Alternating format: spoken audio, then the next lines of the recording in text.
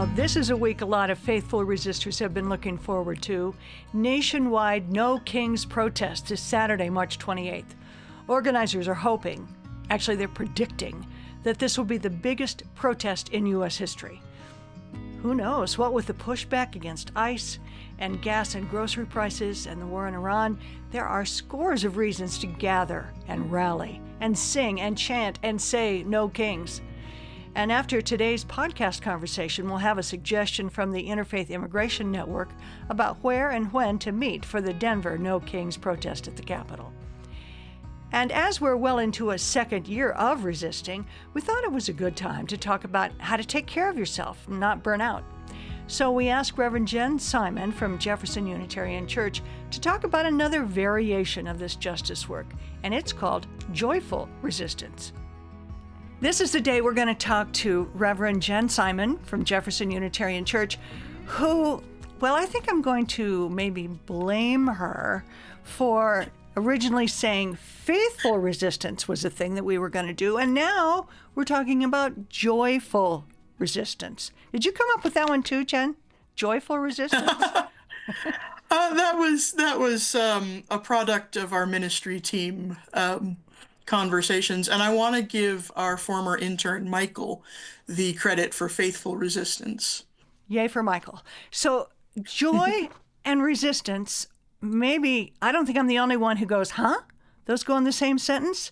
How do those go in the same sentence, joy and resistance? Well, in a couple of ways, I think. First, doing this work, although we sometimes look at it as a slog and we have to keep going and we have all of these forces arrayed against us in our struggles to make sure that all people are valued and have their needs met, it's a lot of work. And sometimes we look at it as, oh, we've got to keep doing this, we've got to keep going, we've got to, and we do. I mean, this is work that needs to be done. And it's building the world that we want to see. And for me, that's inherently joyful. We are building something better than we have now. Granted, it's a lot of work. It's more work now than it was a couple years ago, but this has always been, what we do, what we're called to do as Unitarian Universalists. And there's a lot of joy in that. But the other thing is that if we come at this all the time as work that we have to do constantly, that's hard, and it's hard for a number of reasons. It's spiritually hard because we're facing policies and people who are against our core values, and that's rough. But we also need to be celebrating along the way the small victories, the large victories, and just the fact that we're together doing this work, because human beings aren't built just to slog, and that is the way that we burn out really quickly. We need to be feeding our spirits, and the way that we do that is finding our joy and celebrating our joy together and keeping ourselves whole. It's not all about work, work, work. Well, so let's have maybe an example of when you do justice work, where do you or have you found joy? Oh, lots of places. One of the things is this work is deeply relational. And so in order to form the relationships that are going to make us effective and allow us to trust each other in this work, we need to be sitting down one-on-one with other folks in the movement. And I have found great joy in making those connections and hearing people's stories and finding the commonalities and the differences. And I have relationships with so many people right now that I didn't 2 years ago. So that's joyful for me. Also, places like JUC where we celebrate our victories. We had a housing brunch last month, and these will happen quarterly, and we'll incorporate more than our housing task forces going forward. But we celebrated Judy Douglas, who has been doing this work for decades. We celebrated the victories of the past year in all of our housing task forces, and we had a great brunch, and we sang songs and had a good time, and just kind of renewed our connection with one another and with some new folks who dropped in because they're interested in doing the work as well. When you do this justice work, do you see it, is joy a byproduct of the justice work, or is it a necessary ingredient, or I don't know, maybe it's both? Yeah, both. It is a byproduct in that it feels good to do good, and it feels even better to do good with other people.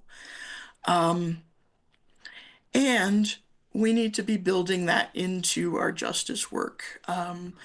Adrienne Marie Brown writes about in Emergent Strategy about the fact that we need to be creating in our small groups what we want to see in the larger community.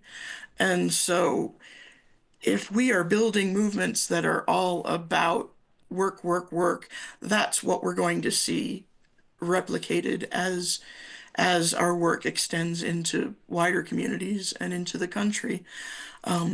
If we are wanting to build systems that are more healthy for us, we need to be putting joy at the heart of our movements so that we know and can replicate that in our wider movements. Well, let's get personal. Let's give an example. Where can you think of a time? I'm sure you can, a specific time, or maybe the story that you told in a sermon a few weeks ago about your a perfect connection or a perfect example of joy and justice work. So I do draw on the experiences of my ancestors when I think about doing this work, because some of my ancestors were enslaved people, some of them were indigenous people from the island of Dominica, and from the 1600s they found themselves.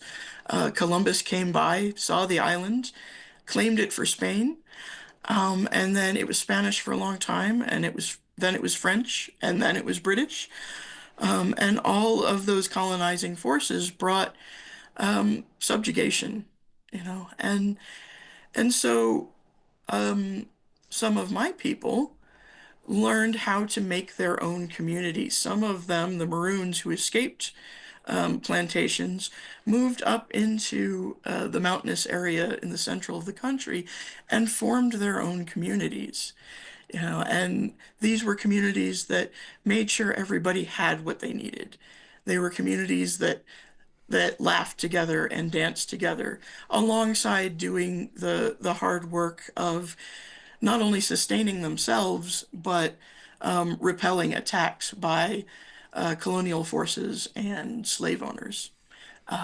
But they created their own societies, and they put joy at the heart of those because they understood what life was when you don't do that, when there is no joy, when, everything is about survival.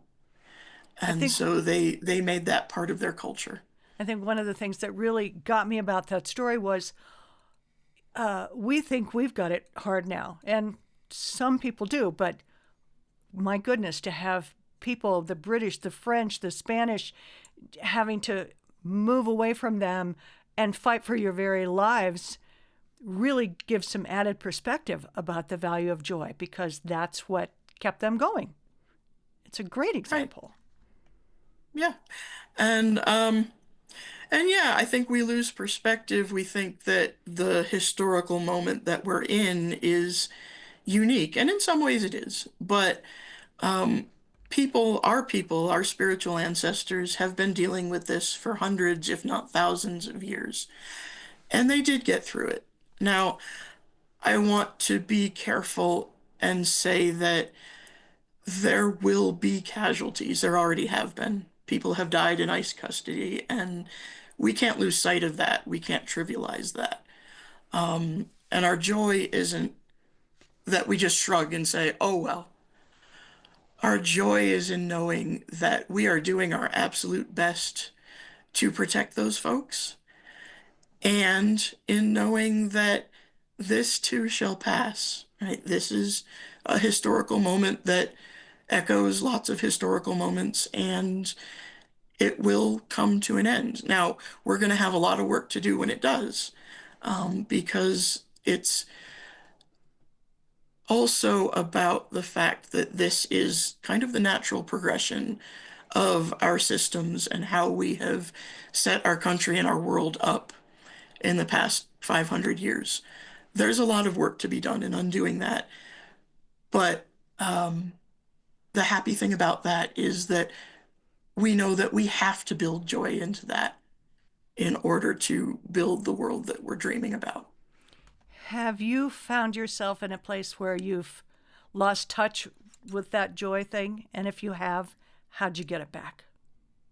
Oh, absolutely. That's kind of a human thing, right? We get so focused on all of the bad stuff, all of the scary stuff, all of the horrible things that are going on. And we hyper focus, right? We've got to stop all of this. We've got to stop all of this right now. And you start to get into patterns that aren't healthy for humans or other living things, right? Um, it is not healthy for humans to be that way all the time. And so, of course, I found myself in that place. And when I do find myself in that place, there are a couple of things that work for me. One is spiritual practice, which for me, I've never been a big meditator in the traditional sense, but there are things for me that are meditative, like walking, swimming, things like that. And that allows me to get back to my own center and what's important to me. And the other thing is connecting with other people, you know, whether that's my partner, my kid, going on outings and just kind of putting down the work for a day or half a day or whatever is possible, right? And just celebrating those connections and the fact that I have these wonderful people in my life. I am still a human being with lots of lots of things to celebrate. And so it's a matter of being able to realize, oh crap, I'm going down a road that isn't healthy for me. Um, Yeah. and pointing myself towards the things that give me joy or the people who do. Yeah. The kid thing resonates with me and with the last interview that we did with Jeanette Visquetto, who said when she finally got out of detention, being able to connect with her kids and her grandkids, that grounded her Yeah, again. yeah. And my kid, he's 16, and he makes me laugh every day. Every single day. He's one of my greatest joys. Um, and so it can be that simple. We laugh pretty much every day together. So, what do you think a joyful justice community can look like, or does look like? Let's use our congregation as an example. Yeah, I think we're starting to do it. I think this is a message that Wendy and I um, have repeated a lot lately. And we're starting like the housing brunch, like the dinners that we have in our different groups. Occasionally we have a congregation-wide dinner. We celebrate when we get new members. And I think just being intentional about that sort of thing, those celebrations, the singing together, which is great because it's been shown that singing together helps in community regulation, in both individually and as a group. When you sing together, your hearts sync up, your breathing syncs up, and and it gives you a boost. It's not an accident that the greatest civil rights movements in modern times have had singing at their center, have had chanting at their center, because not only does that inspire joy, in like embodied joy, but it also gives courage to go on with the fight, and helps us know deep in our bodies that we're not alone. Hush, hush, somebody's calling my name. Oh my Lord, what shall I do? What would you say to the tight group of people at our church, and I'm sure they're scattered around at churches and community organizations all over the place, who just are so determined to give them permission to not feel guilty, to have some joy? You're a human being, friend. And at the heart of being a human being is joy and connection. Yes, justice is part of that. Justice, as Cornel West said, is how we express love in public. But guilt is not part of the movement that we're trying to build. Guilt historically has been about pushing people to do things past their capacity, and it's not healthy, and it's not in line with our values. I understand wanting things to be done and wanting them done now because we care, right? But destroying yourself in the process, that is antithetical to what we're trying to build. You are just as valuable as everyone else, and you need to be taking care of yourself. We need to be taking care of each other in building these movements. So please don't feel guilty about finding what gives you joy and taking the time for that. That's why we do this work together, so that when one of us needs that time of renewal and encouragement, we can take a little step back, and other people will carry the work for a minute. That is okay. That is one of the greatest things about being a human being in community. Indeed. Thank you, Reverend Jen, for your comments and your insights and your experience. And we'll keep on keeping on with some joy. Thank you so much for having me. You'll find several more ideas for resistance work on the Faithful Resistance page of jeffersonunitarian.org. As for the No Kings protest, there are too many cities and towns to count, but here's what the Interfaith Immigration Network is suggesting for the rally at the state capitol. They say, gather at 12:30 on Saturday at Colfax and Lincoln to join their group's March Within a March. Take banners, posters, whistles, your singing voice, and your hopeful heart. And then on Saturday, actually on every day, keep on doing the next right thing. Go out and do the next right thing.